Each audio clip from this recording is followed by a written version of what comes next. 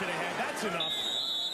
And that'll be a first down for the Riders. Yeah, so Kabianento, as you mentioned, is out of the lineup. He was a game day decision, so just about a half an hour before we kicked it off, we were told that Ento couldn't go. So the juggling was Arthur Hamlin, who was the backup DB. He goes to the cover linebacker spot. Robert Kennedy moves back to halfback, and Deontay Ruffin kicks out to corner. Well said, Suits. You laid it out nicely.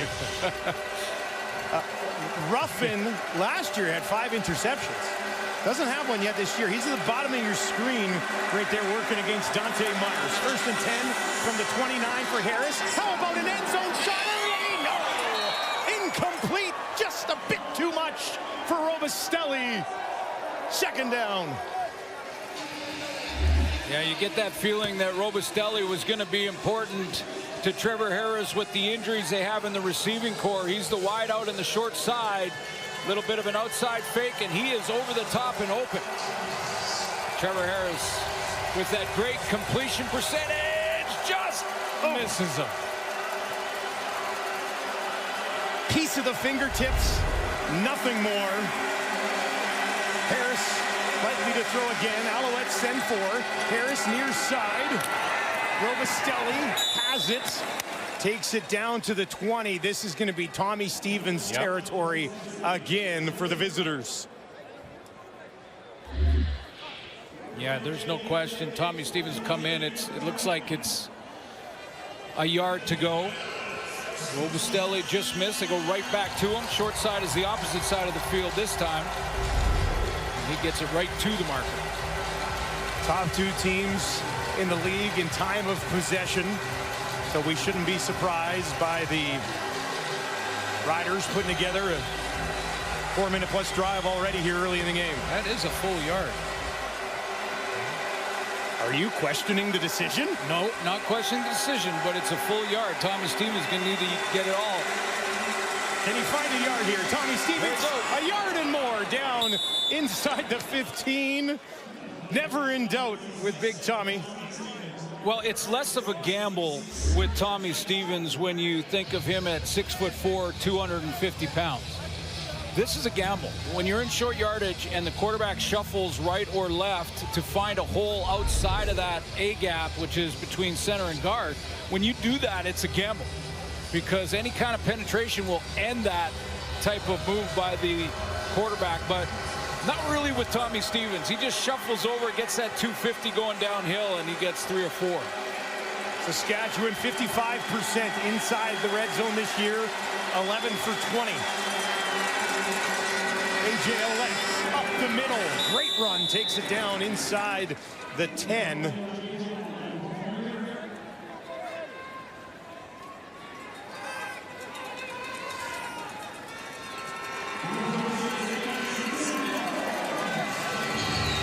I'd like to welcome everybody joining us after catching the end of the Hamilton-Edmonton game. The Ticats come away with a tight 28-24 win. We are still scoreless here in Montreal. This is the first drive of the game, and the Riders, they're knocking on the door. 2nd and 4. Ouellette moves over to the left of Harris. Harris is going to look to his right, has Ouellette wide open, far side, finds him, cuts it back, looking for the end zone, denied. Knocking on the door, but driven back was A.J. Ouellette. And once again, Tommy Stevens is going to trot back out onto the field. Trevor Harris here goes through his progressions. He was looking to his right away from A.J. Ouellette. A.J. Ouellette is that, he's the check down coming out of the backfield. But Trevor Harris went through 1, 2, 3, and then came back to the check down, and that Montreal defense going to make him work for every yard. Hamlin with the tackle. Stevens into the game for the 3rd time today. Has 2 rushing touchdowns on the season. Looking for a 3rd, pushing in. Touchdown Riders. Tommy Stevens finishes the job, and the Riders go on top.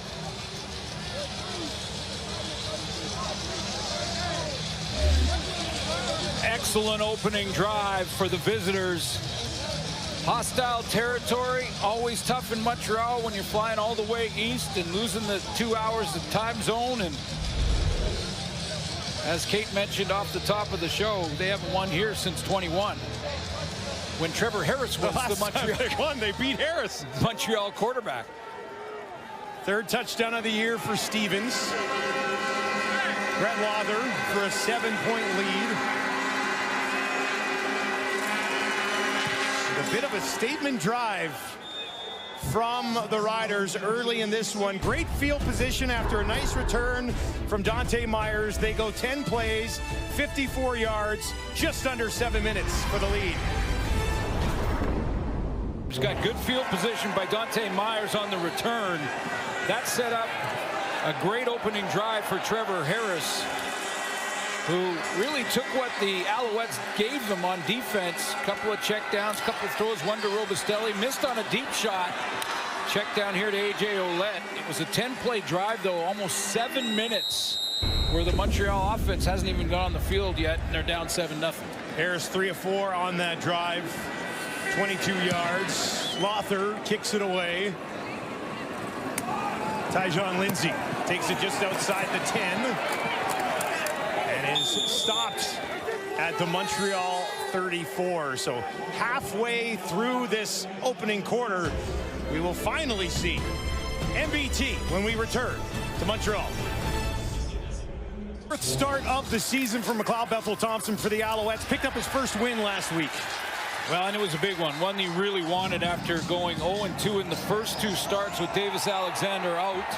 Game against BC, 1 game against Hamilton, lost both of those, and really wanted this win for his head coach, for his team. Have confidence in McLeod Bethel-Thompson behind center. Had a great game against the Calgary team at the time. Had beaten Saskatchewan and Winnipeg twice going into that game. Threw the ball 40 times against a pretty good Calgary defense. They're going to start it on the ground here. Sean Thomas Erlington, 4th in the league in rushing yards. Spins it ahead just outside the 40.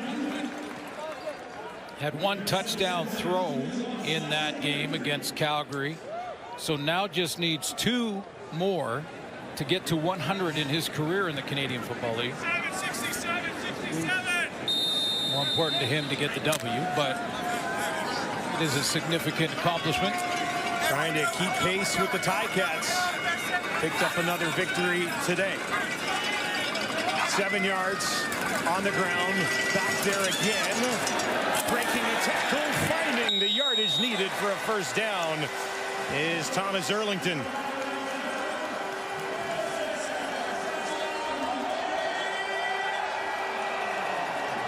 Not surprised that Jason Moss comes out with a run game to just try to settle down that defensive line for the Saskatchewan Roughriders that last week versus Calgary had 8 sacks.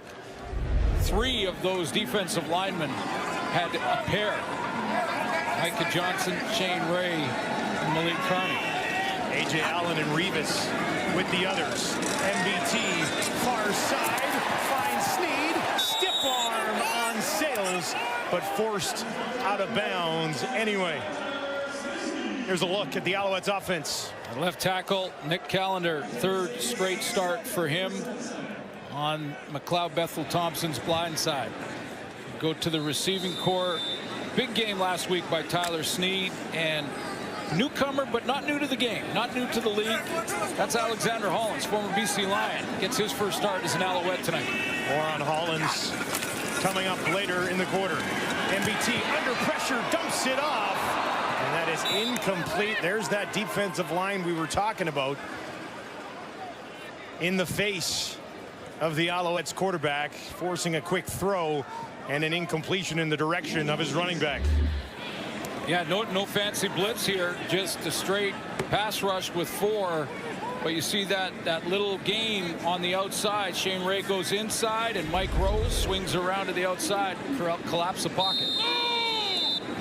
Zima from just outside his own 35 hangs this one up there. That's taken by McCray just inside the 15. 48-yard kick. Returned to just shy of the 25. Trevor Harris gets the ball back, controlled it for almost 7 minutes. The first time they had it, and they lead 7-0. Back to Montreal. It wasn't a bad start to the season for Trevor Harris, but how good has he been since returning to the lineup? Well, that completion percentage just getting silly. I mean, that is like crazy good at almost 80%, and a touchdown interception ratio 6-1 in the last 3 games. He's just improving on these already huge numbers. Starts here on his own 24. Fakes the handoff to Alouettes. Dumps it off looking for Johnson. And a nice catch by Keyshawn Johnson. Had to turn around a bit, but he hauls it in. Little play action fake here. Holds the D-line temporarily and gives Trevor Harris lots of time to set in there, find his passing lane, and yeah, you're right. Keyshawn Johnson had to come back shoulder almost. Lorenzo Burns on the tackle for the Alouettes. Montreal loading up that defensive line here. Harris wants to throw again. Gets it away near side. Waiting for it and hauling it in is Myers, working against Deontay Ruffin. Back-to-back first downs for Saskatchewan. Well, I would test the wide side. You know, if you're Trevor Harris in this offense, you want to test this juggling that's been going on with Kabion Ento out, who was having an all-star start to the season at corner. Now you bump out Ruffin, who's taken all the reps at halfback all week. Now he's playing the wide corner, and Robert Kennedy in at halfback. So I would test it. 15 yards to Myers. First and 10, Riders from their own 54. Screen, Robustelli. Can he find a block? He stumbles back to the line of scrimmage. Maybe a very short gain, but not much. Real easy pre-snap read, though, for Trevor Harris, because when he brought a receiver from the left side of the formation over to the right, the defensive back, this time Robert Kennedy, the halfback, followed him over. Once he follows him over, Trevor Harris says, okay, that's man-to-man. He wouldn't go over there like that if it wasn't man-to-man. He'd stay back on the backside. Thorpe, defensive coordinator for a pretty good defense. The Alouettes so far this season. Number 1 ranked. Second and long for Harris. Near side, a little bit of a slip for Robustelli coming back to it, but Lorenzo Burns is there to break it up. Yeah, that's the Burns, Lorenzo Burns, Wesley Sutton side. And he did stumble, and if he doesn't stumble, this is an out where both players, Robustelli and Burns, with a little stumble. But if Burns doesn't, he's going the other way with it. He knows it. He just stumbled a little bit, was still there in time to knock it down. PBU for Lorenzo Burns. Couch first time today. Hangs it up there. Lindsay takes it cleanly at the 10, a 45-yard kick. Picks his way up the near sideline on the return. We will have more on Alexander Hollins making his Alouettes debut when we return. Well, just a couple of years ago, Hollins was a West All-Star with the BC Lions, was in camp with Edmonton to start the year. Now he's an Alouette. For more on that, let's send it down to Kenzie Lalonde. Yeah, Dustin. Hollins had his bags packed and was ready to head home when assistant general manager PY of the Montreal Alouettes called him the day before his flight was supposed to take off to discuss an opportunity. As you mentioned, released from BC, released then from Edmonton camp where he dealt with a calf strain. Stayed in Edmonton for about a month or so when he was figuring out what his options would be. When Montreal called, he said it was a no-brainer. He talked about the experience he brings in. When I asked him about that 2023 season, what it was about his game that allowed him to elevate, said it was all about taking the deep routes, making sure first downs were happening, and engaging in some competitive banter with the opponents. Hollins said he's looking forward to bringing his explosiveness and his experience to Montreal. Explosiveness is something he's got for sure. No question. Could take the top off a defense in a heartbeat. I'd say one of the best deep threats in the league in 2023. Down the field right here. Hollins, flag on the play, working against Campbell. But that flag sits at the 44. That was great timing. As we were talking about Hollins as a deep threat. Saskatchewan, number 26. Spot of the foul. Automatic. First down.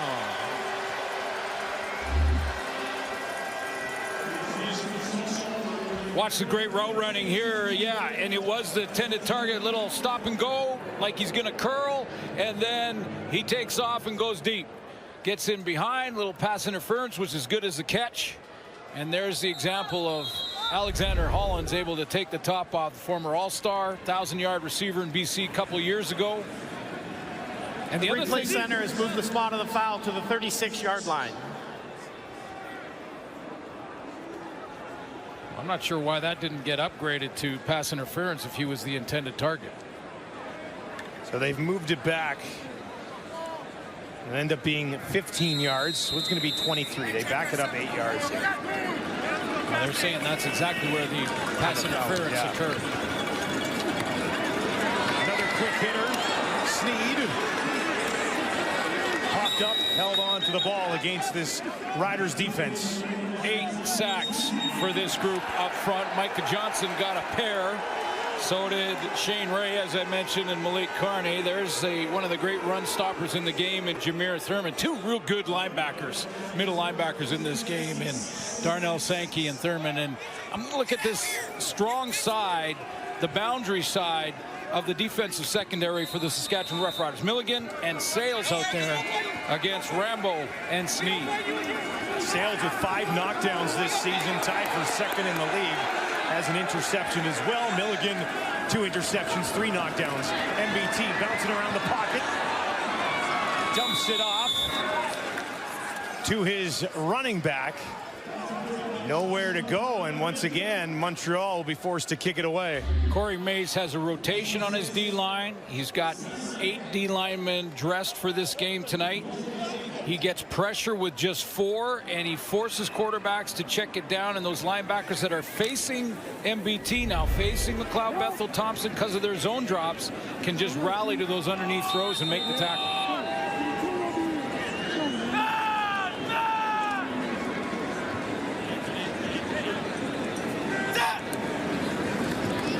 Zima into the waiting hands of McCray on the far sideline, and he is forced out. It's been a great start to the season for the Riders. What about their mindset? Here's their head coach, Corey Mace. Ultimately, you know, confidence is something everybody can talk and say that they can do something until things get hard, and then confidence kind of wanes, where conviction, you know what it is, and you know the answers. So confidence kind of waits to get knocked down, where conviction fights back. So we're trying to go on conviction instead of confidence. Absolutely love that way of thinking. Confidence can wane. It can be up and down depending on what happens in the game. You know, a turnover, something like that can turn it, and then self-doubt creeps in. But when your conviction is there, when you believe, when we asked and talked to Micah Johnson this week, he quoted his head coach almost exactly how you just heard it. They're believing. The message has been sent, hasn't it? No question. And they are buying in. Misconduct penalty here against Montreal's long snapper. And that'll move the ball up. Riders 43. Far side. That is batted down. Looking for Keyshawn Johnson. But a nice play by Wesley Sutton. His 6th knockdown of the year.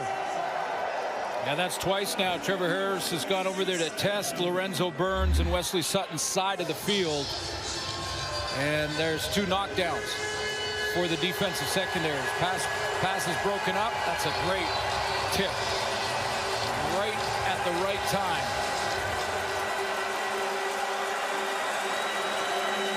If he's Robert Carter for the Lions, he's catching that. Hangs on to that one, doesn't he?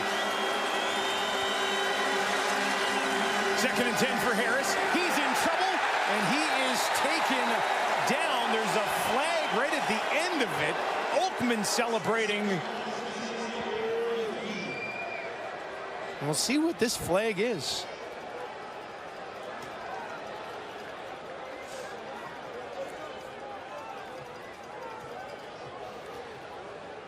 Just wonder if Oakman got Trevor Harris across the top of the helmet. There's no flag on the play. Well, let's take a look, and you be the judge. There's Oakman in his 3-point stance.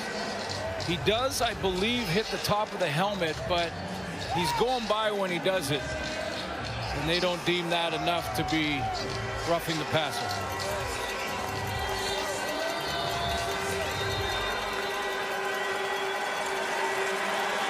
Thumbs up from Jason Moss. No surprise. 2-0 for the Riders. Look at this kick. A boomer all the way down. Bobbled. Then gobbled up by Lindsay. DeMarcus Fields, though, takes advantage of that extra second on a 62-yard kick. And he wraps up the returner, Tyjon Lindsay. Well, that was a booming kick. I mean, that was almost the length of the field. Came down hard. He juggled it around a little bit. James Letcher is out of the lineup, has been for a couple of games. Lincoln Victor played their last game for Montreal. Tough to find someone to fill the shoes of Letcher. I don't think you can. Clock ticks down here at the end of the opening quarter. Tyson the game at running back. He'll give it to him. Cuts it to his left. Finds a hole. And a nice run to wrap up the opening 15 here in Montreal. The Alouettes at home, trailing trailing by 7 to Trevor Harris. And the Riders, a Tommy Stevens short yardage touchdown. The difference in this one so far. Second quarter action coming up. Riders leading the Alouettes 7-0. And Suits, one thing that really jumps off the page here, time of possession so far in favor of the visitors. Yeah, these two teams very good in that category coming into this game tonight. Saskatchewan won the first quarter in it. And you look at the passing yards, just 9 from McLeod Bethel-Thompson. So this Rider defense had a great quarter. Yeah, we'll see if MBT can get things going here offensively. A nice run by Tice to end the opening quarter. Not a team that heavily runs the ball. MBT will be throwing here. Down the field. Tried to drop it in there for Speaker. But Campbell came across to cause all types of issues.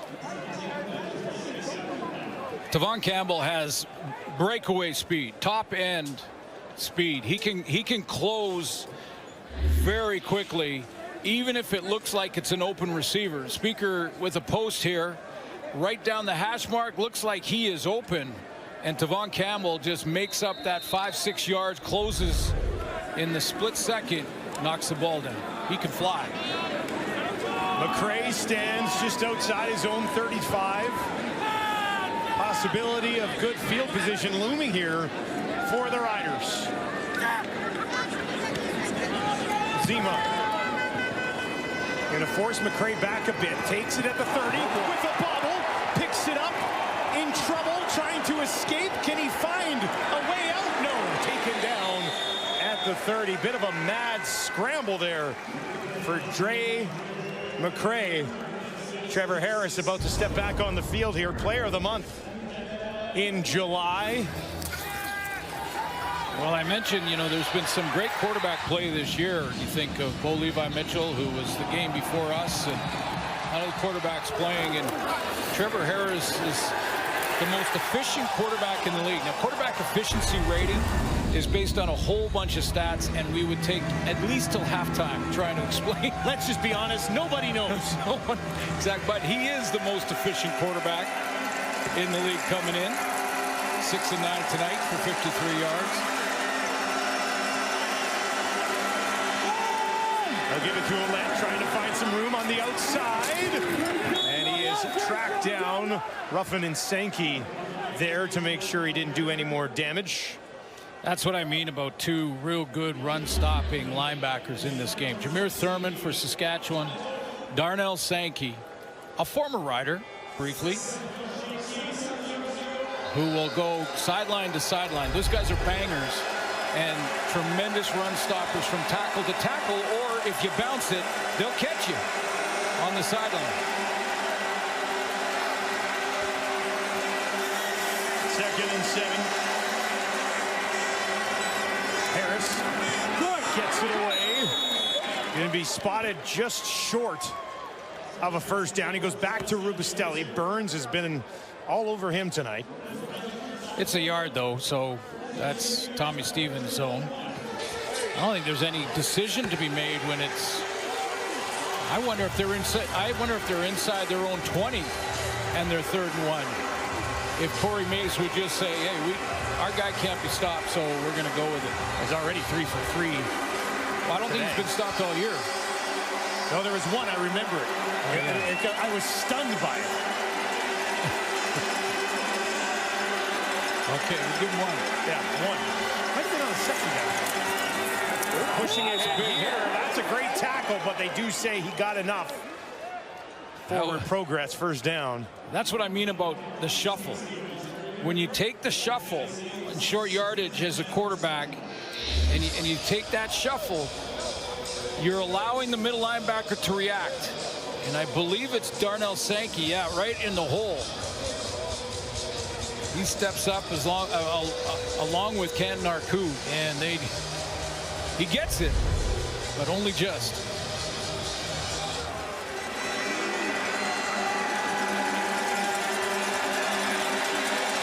Saskatchewan from their own 42-yard line. 2 options to the right, 2 to the left for Harris. Looks to the left, wants to throw in that direction. He does, times it perfectly, and drops it in there nicely. Tommy Neal hauls drills it in. Former Toronto Argo gets a chance to play because Sam Emilus is not available due to injury. So inside position from Robert Kennedy. Again, talked about the shuffle. He played that nickel spot in practice all week. That's where he's been the last few weeks, up at the nickel. And all of a sudden tonight, he's playing halfback. He had inside position, and Neil ran that corner very nicely. First catch as a member of the Riders for the McMaster graduate, Tommy Neal. All the way up to the Montreal 42. Multiple flags find the secondary as they hand this off to A.J. Alouette. Montreal with an extra body on the field. Montreal, I think, has a few more penalties tonight than Saskatchewan, which is completely too many opposite. players. Montreal, 10-yard penalty. The result will be a first down. That's completely opposite as to what the stats have said to this point in the season. Montreal Alouettes, one of the top teams in the league in the penalty department. In fact, finished second so far coming in at just 56 yards a game. The Riders at the other end of that scale are ninth at almost 90 yards a game, but it hasn't unfolded like that early in this first half. Montreal has more penalties.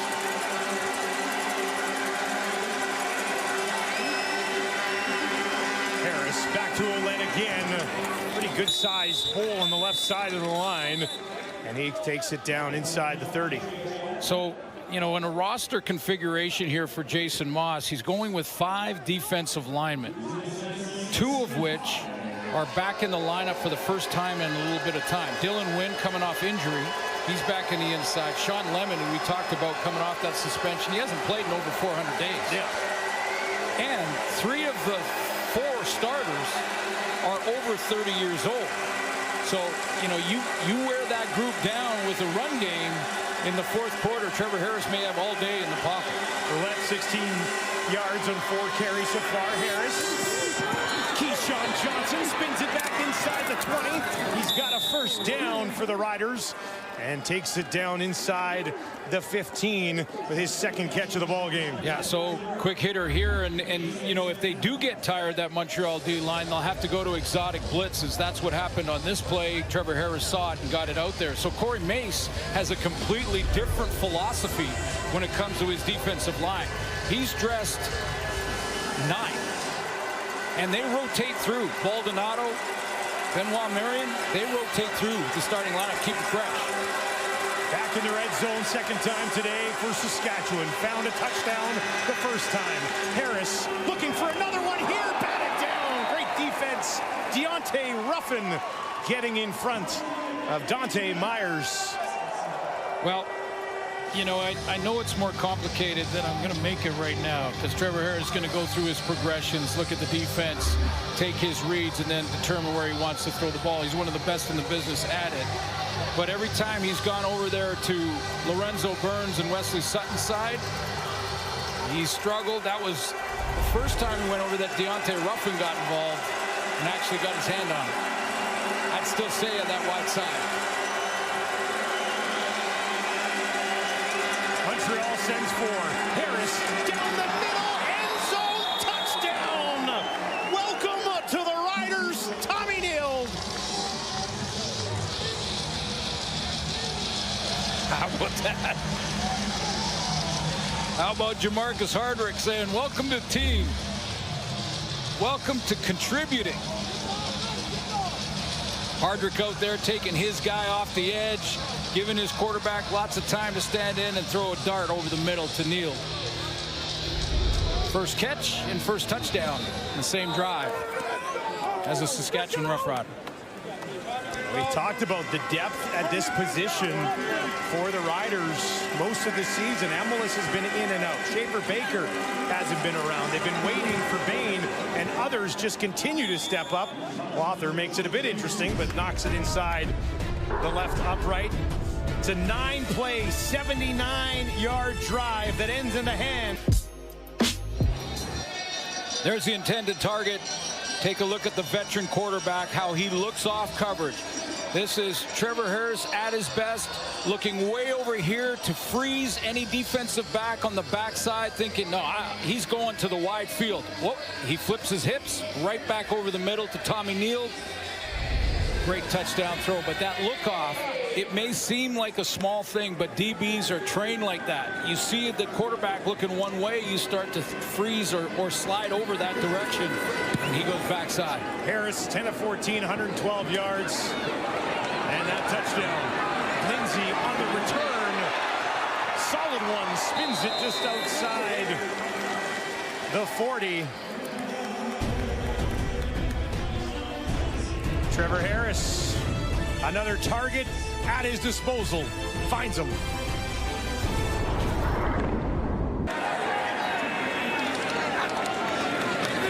Bethel Thompson trying to find something with this offense. They'll throw in the rookie running back, Tice, who's actually averaging 5.6 yards per carry this year, but nowhere to go against a run-stopping Riders defense. Well, they're number one against the run on defense, and with McLeod Bethel Thompson playing, unlike Davis Alexander, I'm not sure for those defenders in the front seven that there's much urgency to worry about the outside and him taking the ball and running it. They're going to stay locked in on the running back. Looking to throw here. Gets it away. Finds Steed. Made a man miss. Trying to escape. But they will hang on and gang tackle him on the Riders' side of the field. And this is what McLeod Bethel Thompson does well. He's a timing thrower.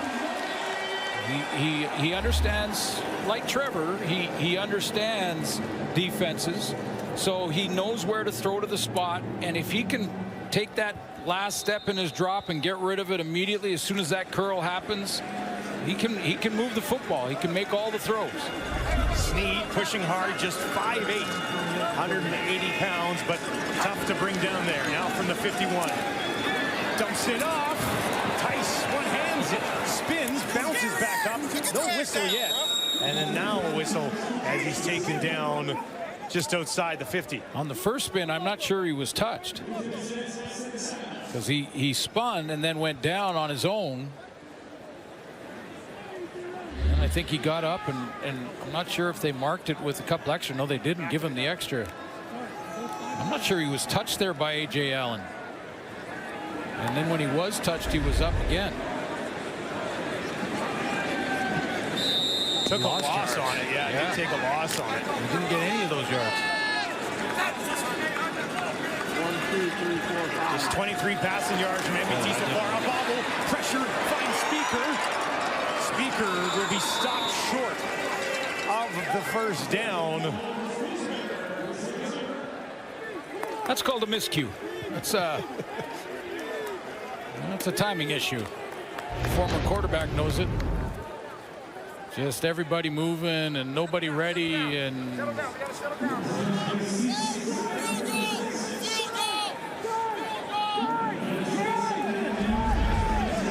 right, this is another deep one. Jose Maltos Diaz from 58 last week, franchise record that had stood up for almost 60 years. This one will be from 56. Zima to hold. This one would have broken the previous franchise record. That is up. It is through. Got it! Right down the gut. Another deep shot from Maltos Diaz. And he does it again. Brilliant stuff.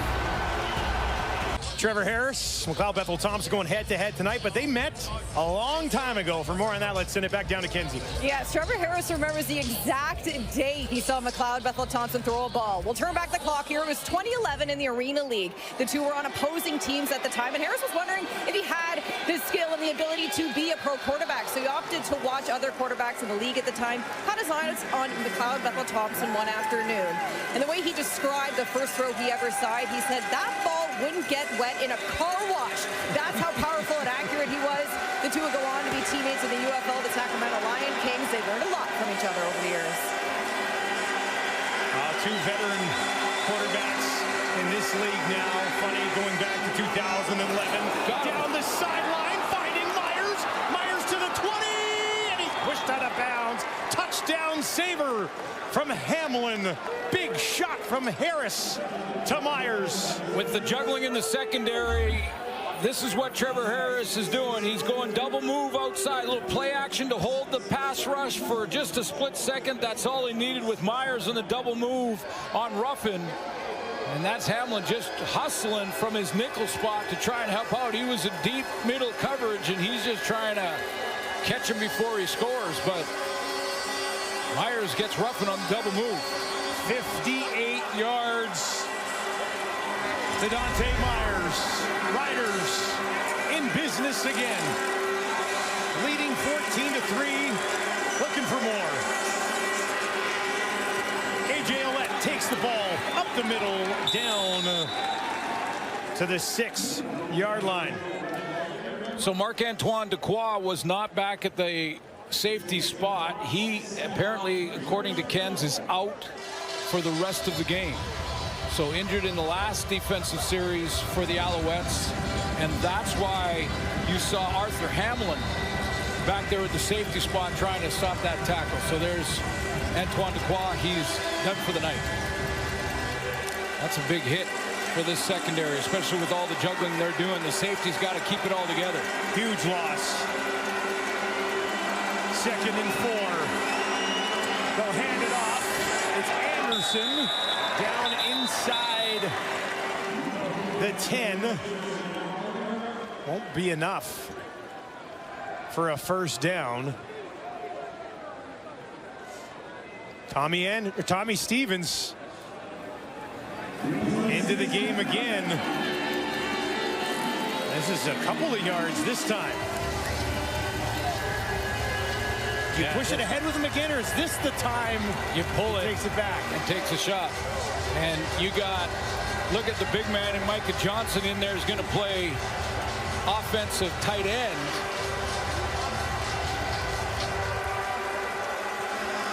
Micah Johnson into the game. Tommy Stevens, 3rd and 2. Will he take it? Trying to draw him off. Did not work. All that excitement for nothing. Yeah, they got the big team in there. Try to draw him offside. Didn't work. Time count violation. Saskatchewan number 17. 5-yard penalty. Be 3rd down. We're going to go to the 3-minute warning. So the Riders take the field goal. Short field goal attempt for Brett Lothar coming up here in Montreal. We're going to give so much love to Trevor Harris because he has been... Il est en train de chauffer, Kay. Il est en train de chauffer à Montréal. Oui, not we. Also, all the highlights from week number 9. We hear from Bo Levi Mitchell, too. You know any French there? Oh, petit peu. Oh, I knew that. What you got, bro? Oui, oui. Bonjour, comment ça va? Salut. I used that in the French class for 3 years. I think it means both hello and goodbye. I thought you said it was salute, like it's in the bar. Could be a very confusing halftime pass coming up. 17-yard attempt for Lothar to restore a 14-point cushion on the road for the Green and Whites. It's up, and it is through. Chip shot complete for Lothar. No Davis Alexander. There he is on the sideline, but it was a year ago against the Riders when he kind of popped onto the scene. Well, this started the journey, and the journey is he's gone 8-0 as the starter after this game, getting the playing time and showing what he could do both with his arm and with his legs, and leading this offense, and sitting at 8-0 right now as a starter. Talking about record-breaking start to a career as a starting quarterback, and put him on the 6-game injured list. They can take him off early. However, Jason Moss is not putting a timeline on him. His veteran back up on the run to his right, trying to find someone, And it's incomplete. It was his running back, Thomas Erlington. And he could not pump the brakes enough to haul it in. So Moss has said that with a couple of his guys, you know, you would say this with anyone, but with Tyson Philpott and with Davis Alexander, he is going to not put a timeline on it. We're talking about hamstring muscle pulls, so we're looking at just, he was saying to us this week, when they're ready, I'd rather have them in the back half of the season when we need them to accomplish what we want to accomplish. Some zip on that one into the hands of Sneed, who's really been the only bright spot in this offense so far. He's got 4 catches. The rest of the group combined has 3. Well, and he leads his team in those money catches, I call them, which is that second down conversion catch. And that was a tough one. He had to fight with that one a little bit, but hung on, moved the chains. Back on the ground, nowhere to go, maybe 3 yards for Thomas Erlington. This is a team that moves the ball around quite a bit. Both of these guys, Sneed and Speaker, with big games recently. Yeah, and you know, when you're watching the game, they almost look identical, but they are very different. One is 5'7", 175, and Tyler Sneed. The other, Cole Speaker, is 6'2", 217. So very different sort of style of players. And when we talked to Tyler Sneed, he talked about Ben Cahoon as a guy that he's been looking at a ton. Bethel-Thompson looking to throw again. And is that intercepted? Thurman laid out for it and hauled it in before he went down. Riders defense continues to cause nightmares for Montreal and McLeod Bethel-Thompson. Watch the feet of Jameer Thurman here as he fools McLeod Bethel-Thompson as he opens up looking like he's going to sit on that and then breaks across his face to make the catch. Sebasu's got to come back to the football first of all, but Jameer Thurman just kind of chopped his feet, made McLeod Bethel-Thompson think he was opening up and just stood there. A few boo birds out already here in Montreal. Interception for McLeod Bethel-Thompson, his 4th of the season. 4 touchdowns, 4 interceptions for MBT at the helm of this Montreal offense this season. There he is, Trevor Harris back out there looking for more. Finds Dante Myers up to the 50 with just under 2 minutes on the clock here in the half. You know, and as I suspected, with just 5 defensive linemen dressed for Montreal, fatigue, especially at the time of possession, when you look at how lopsided it is in this first half, that defense been out there a lot. Trevor Harris went through 1, 2, 3 and went back to the backside to number 4 in his read progression to make that completion. He stood back there all day. Dominating time of possession for the Riders thus far. Need 3 more yards here. Harris gets it away behind Duncan Busby.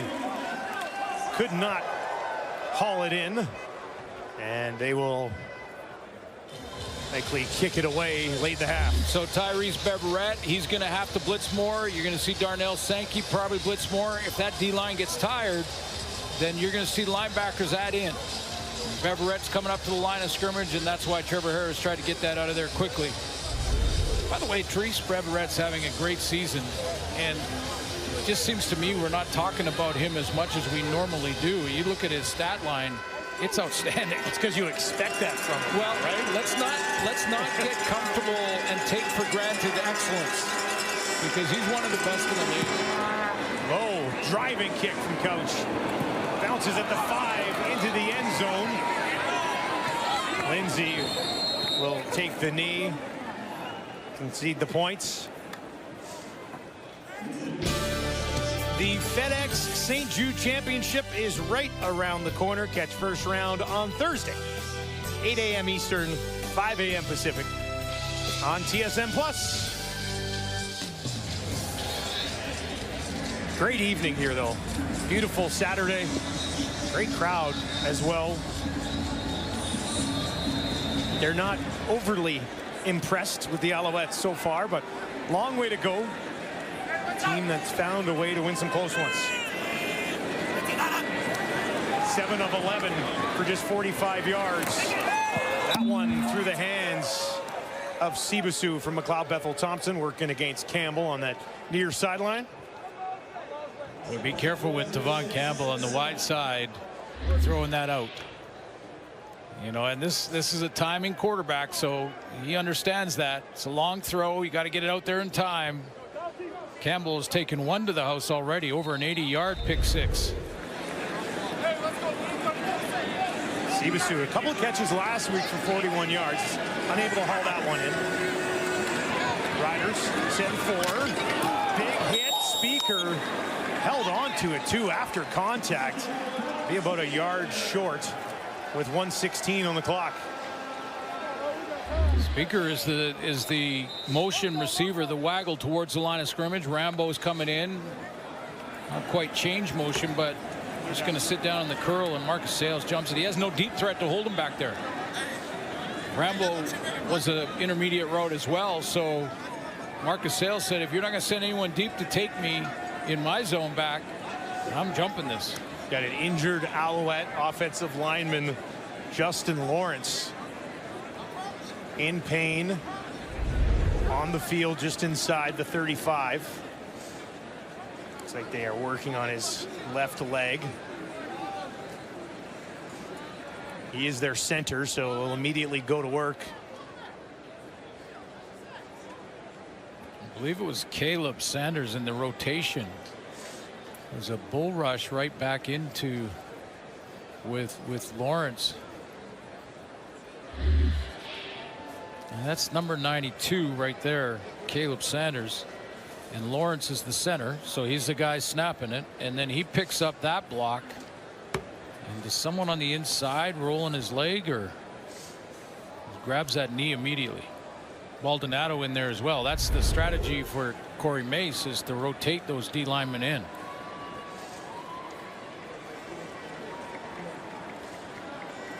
And the good news is he is up, but you can tell not much pressure going to be put on the left leg of Justin Lawrence, 7-year man out of the University of Alberta. And he actually co-hosted our afternoon show on nice. Edmonton Sports Talk during the winter. Great guy. He's a great guy. Absolutely wonderful guy. Hate to see him be carried off like this. Ogun Sadan in his first year with Montreal. Take over at center for this offensive line. 11th overall pick in the 2022 draft. Something to monitor moving forward. Has to start right away here with Evans in the game on 3rd and 1 on the Montreal 49. Evans looking for a yard. Great push. Held on to the ball. First down, Alouettes, with just over a minute to work. Can they find some points before the end of the half here? Well, with Maltos Diaz, they only need about 10 more yards. They can kick another field goal. True. The wind looks like it has died down here as well. Flags in both end zones, essentially not moving. You know it's a long kick when the kicker is lined up on the other side of center. The center line strike. That one. And that's where Maltos Diaz was on his last kick that he made. That kick that he hit last week, I think on the broadcast I said it might have been good from 65, but I think I sold it short. That one might have been good from 70. It was deep.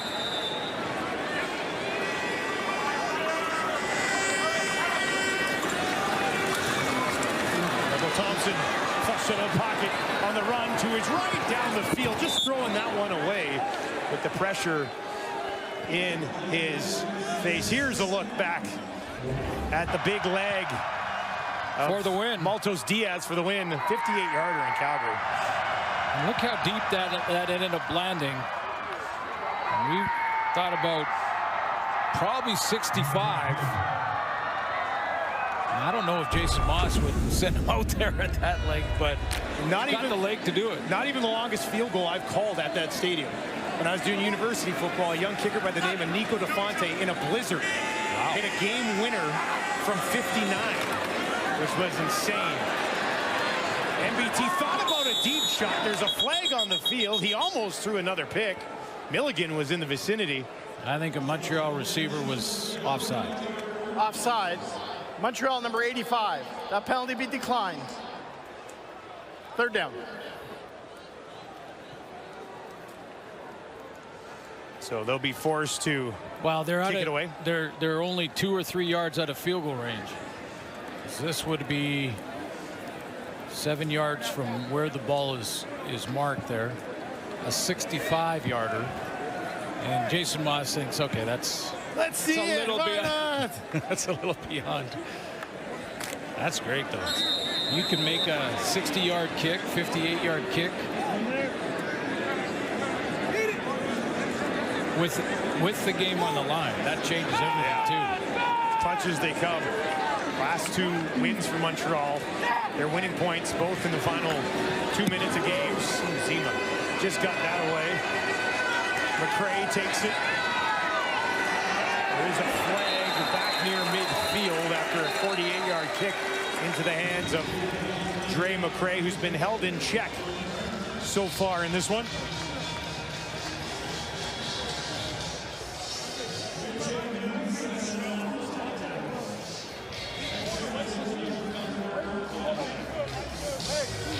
Trevor Harris about to get the ball back. 12 of 17, 177 yards.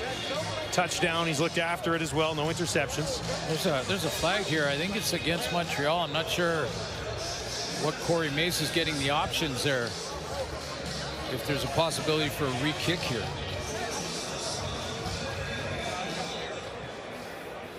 Illegal interference. Montreal number 39.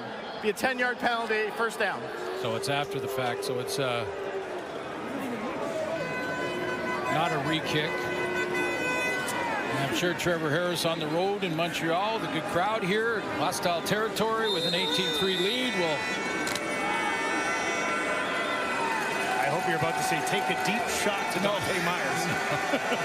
No, I wasn't going to say that. But he might. We'll take it. That'll be all right. That's what we expect. On the ground, up the middle.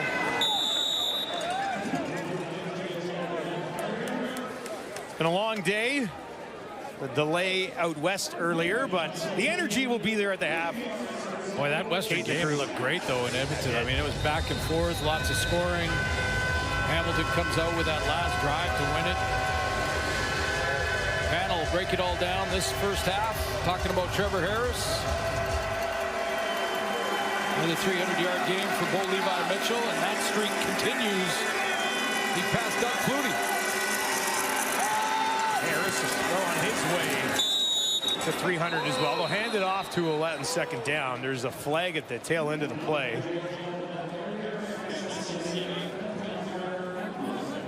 The Riders have not lost this season when leading at the half.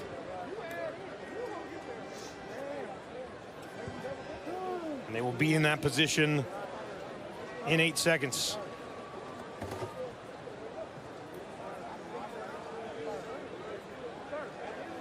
There's no flag on the play. No flag on the play. You read lips too, eh? Gonna read yeah, so did I also. I didn't know I could do that. Yeah.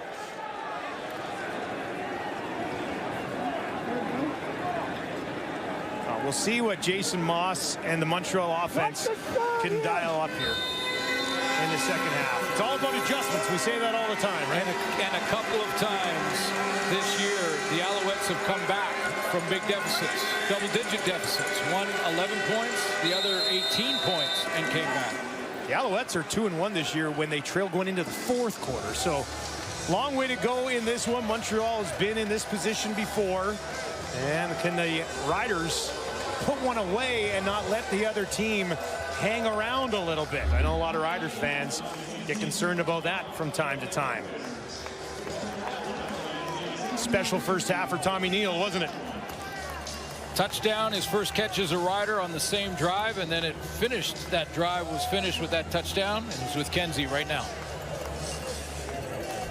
Well, Tommy had a chance to speak with your head coach, Corey Mace, this week. And when it came to the difference of this game, he said it was going to come down to time of possession, penalties, and turnovers. Your team is very much winning in all of those categories. What can you say about the first efforts of this week? Yeah, that's a goal every week. Just play a clean game as much as we can, take things one play at a time, and just execute, and things will take care of themselves. Personal accomplishment for yourself as well. First catch, first touchdown as a Rider. How did that feel? It feels great, man. Just being on a new team and getting to contribute in any way I can. This is really my first game getting to play in the green and white, so I was just super excited to get the opportunity today and just keep playing. Have fun. Thank you. Kate, over to you. All around. And Trevor, he just wants to get back to playing, keeping his momentum because he was so good in that first half. 177 yards, 1 touchdown. Team money. He deserves that nickname. We have the Riders up by 15. Enoch, what do you need to see in the second half of football? Offensive production for the Montreal Alouettes. And if they want to stay in this game and they want to have a chance at this game, they have to score points. And Alexander Hollins, to me, is the guy that makes sense to try and feature a little bit more. You look at the stats right now. He was targeted one time, and it didn't work out, but he didn't ever went back to him. And again, yes, McLeod Bethel-Thompson wasn't really comfortable in that pocket, as we talked about earlier, but they have to find a way to get him the ball. And there's not a lot of film about him out there already. So it's his first game on this team. They have to feature him. They have to find a way to get him the ball. Yeah, I think ultimately Montreal's got to get some rhythm on offense. Right now it's just 2 and out, 2 and out, 2 and out, and Saskatchewan's killing. Yes, they have to get that rhythm. And I think to get that rhythm, they have to find a way to run the ball. They're only down 15 points. They have plenty of time. I don't think they have enough right now offensively just to drop back and try to throw the ball and get back in this game. They have to balance it out. And to balance it out, got to get that running game going. That will open it up for Macbeth to drop back and throw some long balls. If I'm Saskatchewan, the thing I want to do after the break is keep doing what I'm doing on time of possession. Because when you got a 15-point lead, if you can continue to control 2/3 of the time of the possession, they're only leaving Montreal 10 minutes to get back into this game. The Montreal Alouettes defense as well needs to step up. That's the bottom line. You look at what the Saskatchewan Roughriders were able to do. They were able to get an interception. And sometimes as a defense, yes, you're playing against the offense, but you want to outplay the opposing defense as well. And they are not living up to it right now. They're supposed to be one of the best defenses in the CFL. And right now, tonight, they're not doing that right now. Let me throw one more thing in the recipe for Montreal that they need. They need to create a couple of turnovers. Disrupt the rhythm of this game. Yeah. They got to try to rattle Trevor Harris. They got to get him off his spot. He's so comfortable right now. Even if you're not sacking him, just try to pressure him and hit him a little bit and rattle him, because if not, this could be a long second half. Speaking of long broadcasting days, if you missed Dave Naylor's point for a solid 10 seconds there, it's because your battery went dead on your microphone, because all we've been doing is weather delays. But the great news is I'm being told we will be seeing football coming up. And you know what? This delay wasn't half as bad as the Edmonton delay. And you know what? It doesn't matter. You've had us on your TV all day long, and hopefully there's no more delays. Come on. With Mother Nature, let's make sure we don't have one more, because this should be a fantastic second half of football. Montreal actually plays better in the second half. So we'll see what they do here. Here's Dustin Nielsen and Glenn Suter. I want to play. Double pass.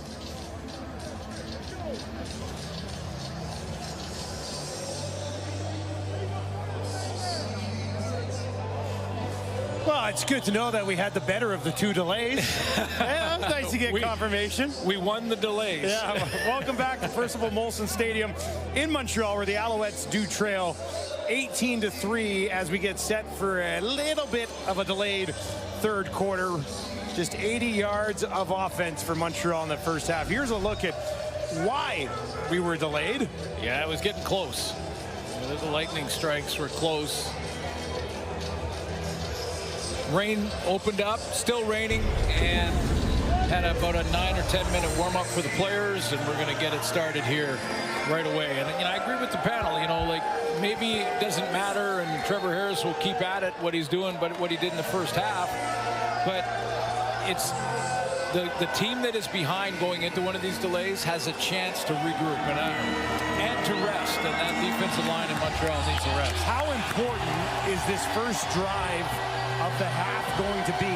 The Montreal Alouettes are down, they get the ball. I know there's a lot of time left, but how important is this first possession? Well, yeah, just to grow a little confidence and get their offense going. I mean, traction. At least 2 or 3 first downs. Better late than never. After a 25-minute delay, we are underway. Lindsay on the return far sideline. Just shy of the 35-yard line. And let's bring out McLeod Bethel-Thompson trying to get something going here in the second half. Yeah, he wasn't comfortable in the pocket, and he was checking it down. And he can make all the throws, but he needs time to do that. He needs to get his receiving core. And I like what Enoch said. I mean, Alexander Hollins could take the top off of defense. He's new to the team, so in this scheme, the Riders don't have a lot of tape on him. The last time these two teams played here, Riders led 16-3. Davis Alexander took over, 17 straight points and a victory. Here's NBT on the run, picking his way ahead. That's almost a first down, as the footwork of number 4 does the trick. Well, the quick screen game was snuffed out because just to the left of your screen, they wanted to go to a slot back screen, bubble screen out there, and the Riders jumped it. Then Shane Ray keeps McLeod Bethel-Thompson from escaping to the right to find a receiver downfield, and he flushes him back up the middle. So to get 8 was a good job by McLeod Bethel-Thompson at 9. 2nd and 1. Evans is going to throw down the field. Almost intercepted. Sales was making the play on it, and Sneed ended up taking him down. Well, when you got a delay, you can go deep into the playbook. Go down in there in the short yardage and say, hey, let's just try and fool them with one. But Marcus Sales, the veteran of 7 years in the league, was not fooled. His assignment was to play man-to-man coverage on Tyler Sneed. He's right there, and in fact, he had best shot at it. Would have been his 2nd interception of the year. 3rd and 1. Evans just lunging ahead this time. And that'll be a first down for the Alouettes. So it was only 2nd down. Might as well mix it up. Yeah, it's not a huge risk. Take a shot. I mean, Caleb Evans with that kind of coverage on Tyler Sneed might have thought about it, but get the first down on 3rd anyway. Well, they have faith in Evans. He threw that flea flicker last week to Sneed for more than 40.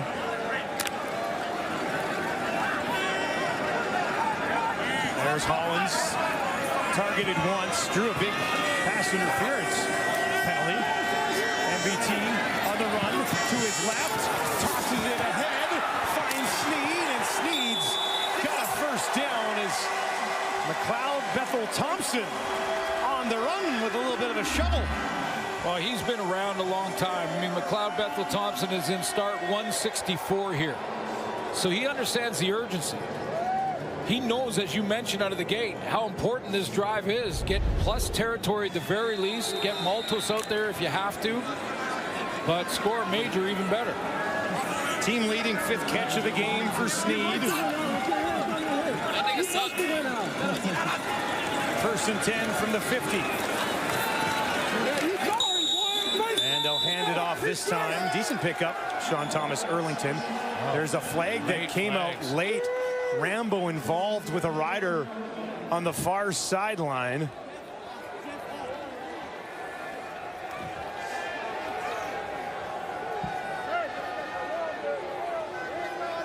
And an official finally clearing out 5 riders who were talking trash on that Montreal sideline.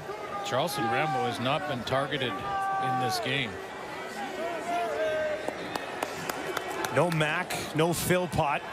That's a surprising stat with those 2 guys out. We have offsetting misconduct penalties. 8 for Saskatchewan, 14 for Montreal. Marcus Sales, Charleston Rambo. But you're right. After the play, so it'll be 2nd down. With Tyson Philpott out, Austin Mack out, you would think that Charleston Rambo becomes a #1 target, and maybe even Jason Moss moves him around in the offense, tries to get him away from that wide out spot, maybe into the slot. Maybe they'll look there here. 2nd and 6. 3 options out to the left. Riders are going to bring some pressure. Bethel-Thompson over the middle, drops it in there down at the 25, bounces away, picked up, Fields the other way for the Riders, and he's going to be taken down Saskatchewan. Is it a fumble or incomplete? Here's a look. Sneed had it, lost it.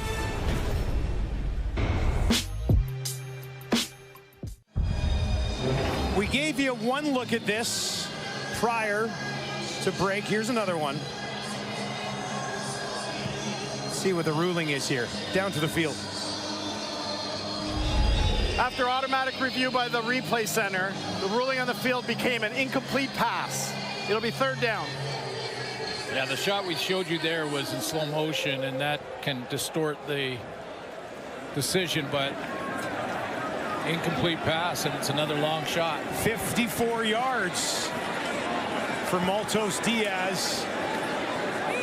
58 last week, 56 earlier tonight. This one still deep, but makeable.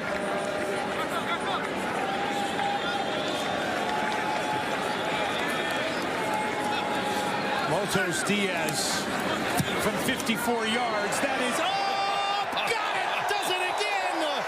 The big what a story. leg nails it. What a story. His last 3 field goals have been 58, 56, and 54. This is becoming routine for Maltos Diaz. He's just, it's 55, 54, no problem. I'll just step into that. What happened to the double guns? I was waiting for the guns. The gun show. 2 tickets to the gun show. I would have bought 2 tickets. There was no, okay. It's becoming routine. A 54-yard chip shot for Maltos Diaz. Points on the board for Montreal. Now can their defense join the party. A.J. Alouette straight ahead. Looks like he was limping a bit at the end of the first half. Okay there. Good pickup on first down. Brought the fullback in, Albert Awachi. He plays a tight end spot. Get the big team up front. And big on big with a push and a good gain on first down. Awachi now checks out of the game. Duncan Busby back in at receiver. Riders just 3 for 11 on second down conversions tonight. Alouettes protecting against the run. So Harris is going to throw. Myers again turns around, hauls it in. Great body control as Myers spins around and gets it. Wanted that corner route, and when you see the play action and the motion, the motion and misdirection on this play. There's a play action inside going this way. There's misdirection with the receiver coming this way. That freezes and pulls up Anton Arcu, and he's got the one-on-one he wants on Burns. 112 yards on 4 catches for Dante Myers. Hopefully you have him in your fantasy lineup. Big night so far. A.J. Alouette again finds a hole, pushes through, takes it down inside the Montreal 25. With the juggling, Jeffrey Canton-Arcu is getting a lot more playing time, so they're bringing in, he's at 6'4", 230. So you're looking at a big linebacker. It's going to be probably some more man-to-man looks where you try and get the defensive backs that are left locked up on the Saskatchewan receivers like they were on that last one to Lorenzo Burns from Dante Myers. Myers just won the route. And a great throw from Trevor Harris, but there's been a lot of juggling on that defense tonight. Awachi back into the game at the bottom of the offensive line to the left of Harris. Wants to throw again, gets it away down the field. Tommy Neal working on Kennedy, couldn't get there in time. 3rd and 3 and a field goal attempt coming up for Brett Lawther. Yeah, I think Tommy Neal just hesitated out of the break. He's coming down here, and as he goes to make that out cut on the break, does he just hesitate and take a peek? If he runs that speed cut and gets out there quick, he might have had a shot at that. Trevor Harris was throwing it to a spot. It looked like he was just a little bit slow out of that outcut. Well, they're good from 17 tonight. Just under 70% of the season coming in. This is a 32-yarder. He sneaks it in. All of us at TSN would like to wish the legend Marv Levy an early happy 100th birthday. Tomorrow, the two-time Grey Cup champion turns 100, a member of the Canadian Football Hall of Fame and the Pro Football Hall of Fame in Canton, Ohio. Marv is one of the great ambassadors for the game of football. Happy birthday, Marv. 100. One of the GOATs. A couple Grey Cup banners for Coach Levy. Of course, all of those Super Bowl appearances, the Buffalo Bills. Deflected, ends up in the hands of Sneed, finds a little bit of room, and he's got a first down. Sneed having himself a night in an offense that's been stuck in neutral. Well, stuck in neutral and have not got past the Rider 46-yard line all game long. Wow. I mean, we talk about red zone production and when you get down inside the 20 and what that looks like. That ball was tipped, by the way, at the line of scrimmage. Sneed still comes up with it, and pretty good second effort to get the first down. Tice in the game and running back to the left of McLeod Bethel-Thompson. Riders will send 4. Out in the flat, Speaker. Forced out of bounds. Has his third catch of the game. And we'll see if McLeod Bethel-Thompson, who looks like there's some more urgency there right now. At this time of the game, he knows it's got to happen.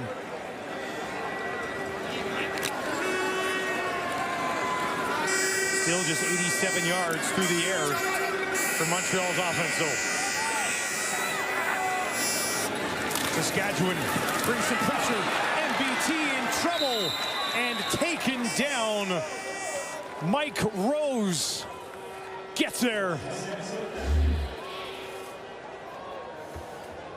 Mike Rose is on that outside. He's right here. He's going to work off the inside pass rush. 5-on-5 up front. Caleb Sanders takes the center, and Rose gets the one-on-one. He was feeling a little bit left out because the other 3 starting defensive linemen each had 2 sacks last week. He did not have one. Got one there. It's a big one, too. Of course, Justin Lawrence, center for Montreal, left in the first half, injured. Will not return. Zima. Just got it away. He's hit as he tries to land, and a flag flies. McCray back into the end zone to corral this for the Riders. That'd be a new set. Massive kick, went 75 yards, but a number of Riders ended up closing in on the Alouettes punter, Joseph Zima. Is it roughing the kicker? Contacting the kicker. Saskatchewan number 21. It's a 10-yard penalty. It'll remain third down. It's not a first down if it's contacting. If it's roughing the kicker, it is automatic first. They were third and 10 plus, both 13 yards. So now it's going to be third down repeated, 3 yards to go. It looks like they're going to go for it.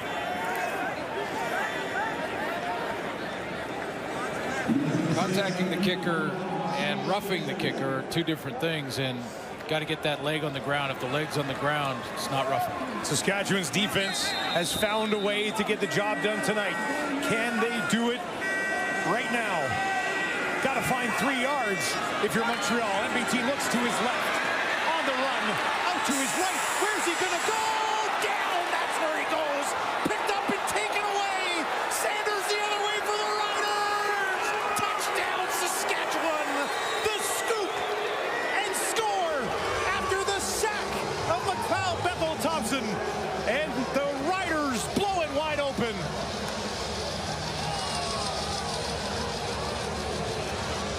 Well, when you look at the score, you can, I guess, give the Coach Moss, the out on going for it on third down at midfield. There's the tackle by Shane Ray.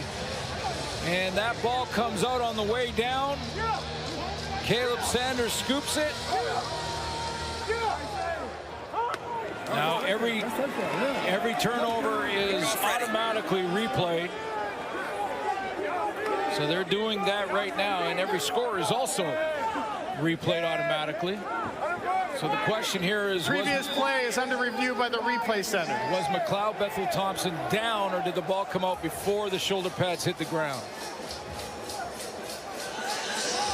Montreal is also challenging for roughing the passer. Okay. Oh, okay. A few things to discuss and sort out here in Montreal. Well, the challenge for roughing the passer, take another look to see if Shane Ray was too high. I thought the target was partially blocked here, but the target for Ray with the shoulder pad is bang on. So I think that, I'm not sure they're going to win the challenge on roughing the passer, but did it come out before he hit the ground? Well, that's the thing, the roughing the passer, Ray didn't even really put his weight down on MBT after he hit him. He kind of looked like he sort of let him go right before he got to the turf here. Watch. Yeah.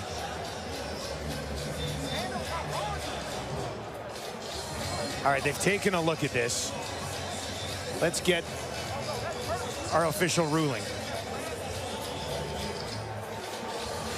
After review by the command center, the runner was down with contact at the 46-yard line. Now Montreal is challenging for roughing the passer, and we're going to review that aspect of the play. So say he was down by contact, not a fumble. That weak ass shit. All right, they will take a look at that now, and we'll see if that changes anything. Welcome back. While we were gone, Replay Center was looking at this. It's been challenged for roughing the passer. Is it, though? Let's find out. After review by the Replay Center, the ruling on the field stands. It'll be first down, Saskatchewan. So no roughing the passer. No touchdown. No touchdown on the fumble and scoop and score. He was down by contact, but turnover on downs because he didn't get first down. So yada, yada, yada. The Riders will have the ball on the Montreal 46. Let's play. Riders defense has been making plays. Can Montreal do the same? AJ Alouette, big hole, turns it back upfield. Once again, here in the second half, he's been getting good yardage on first down. Yeah, the numbers aren't jumping off the page, but he is making a difference in this game for the Riders, providing a little balance and allowing the big boys up front to go and run block.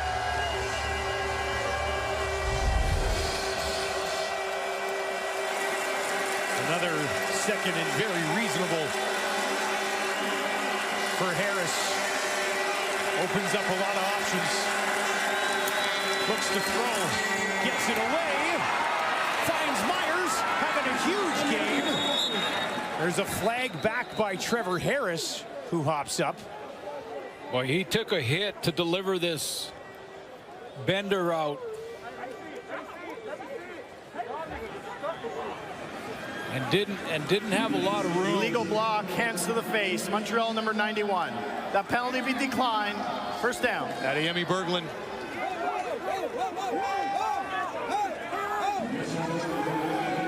Yeah, Adeyemi Berglund right here is going to get his hands up in the face of Peyton Collins. And that's the penalty. And what a throw. Trevor Harris has to take the hit. He has to wait for this bender to open up, but he fits it into a tight window there because Darnell Sankey's cutting underneath, and Tyrese Beveret's right near that throw to Deontay Myers, who's having a night. Huge game. 152 yards and 5 catches for Myers. AJ Alouette bounced off one tackle. Wynn, who originally had him, bounces back up, gets in there, and takes him down with Darnell Sankey.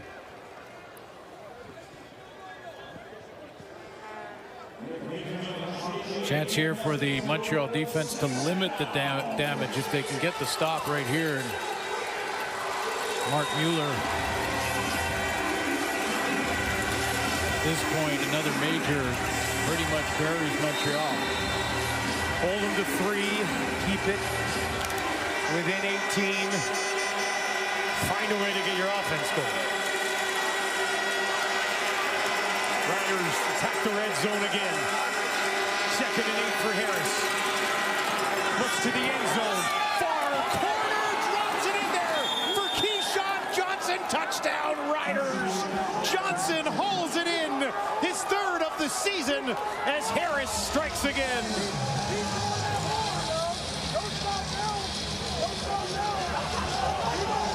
Back shoulder throw from Trevor Harris, and the accuracy is bang on. That keeps it away from the defender and Wesley Sutton. Foot in for Keyshawn Johnson. Just an outstanding throw and catch to place this ball. The ball placement right to that corner, and Keyshawn Johnson making the catch, keeping that toe in bounds.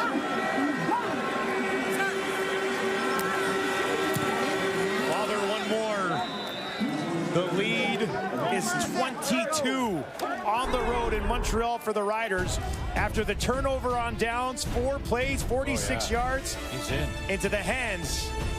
Keyshawn Johnson, his big season continues.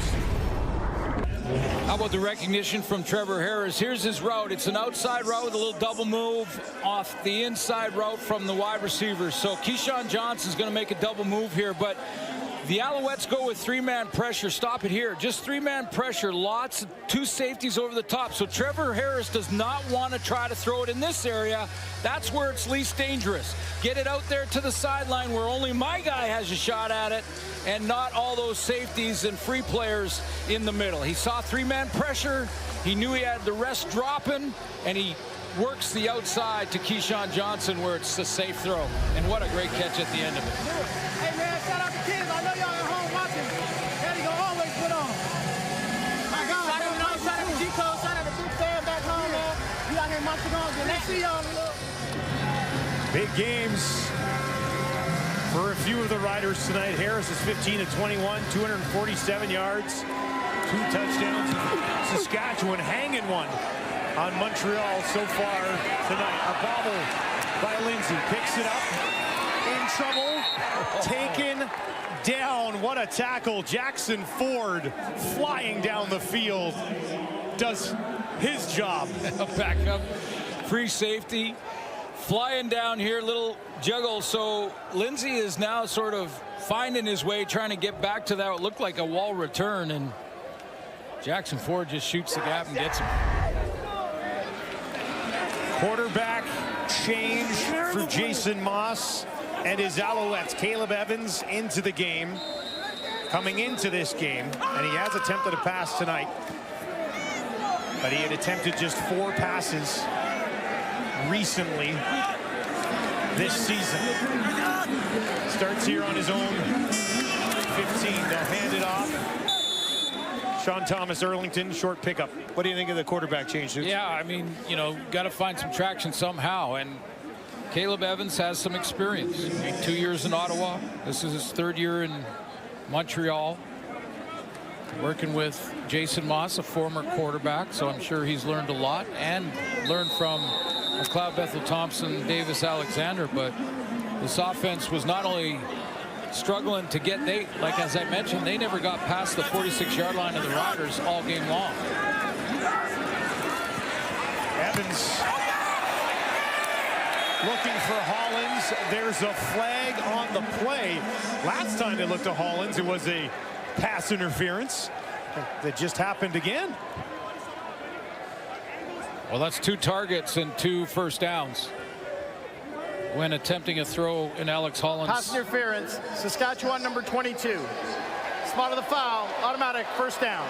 DeMarcus Fields a little early. The first one was a go route and there was pass interference. This time it was a deep, deep curl comeback, and you can see the hit from behind a little bit before the ball arrives.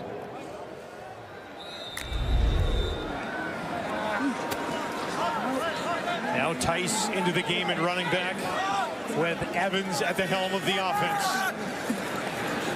He's going to toss it to Tice, trying to cut it back. What a tackle. Ray had him immediately. Yeah, Shane Ray's figuring it out. I mean, a guy in the Super Bowl, in the Grey Cup with Toronto, first-round NFL draft pick, and he is figuring out 2 sacks last week in that 8-sack performance against Edmonton, and that's understanding the angles, the offensive play call, and just cutting that play right off before it could get started. Less than 70 yards allowed per game on the ground for this Riders defense. Near side, Speaker, he's got a lot of work to do. And they will wrap him up just outside the 35. Revis on the tackle. And it'll be 3rd and long. Montreal forced to kick it away again. Yeah, I think it was 21-6 when Jason Moss decided to go for it on 3rd and 3. And all of that crazy happened.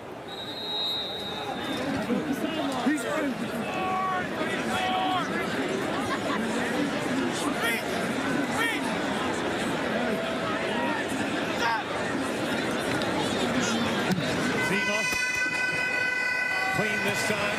McRae takes it just inside the 25. Had nowhere to go except straight up the sideline after a 50-yard kick.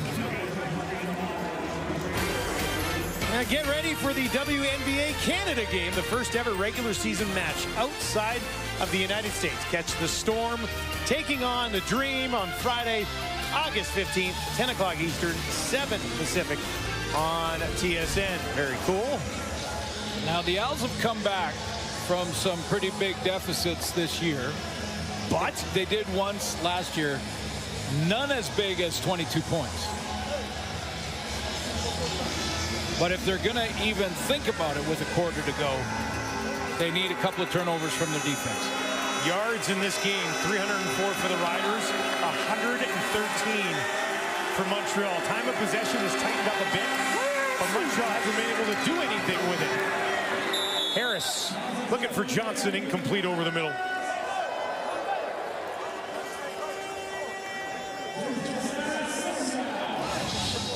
That'll bring up 2nd and 10 for Harris. Couple touchdowns in this game.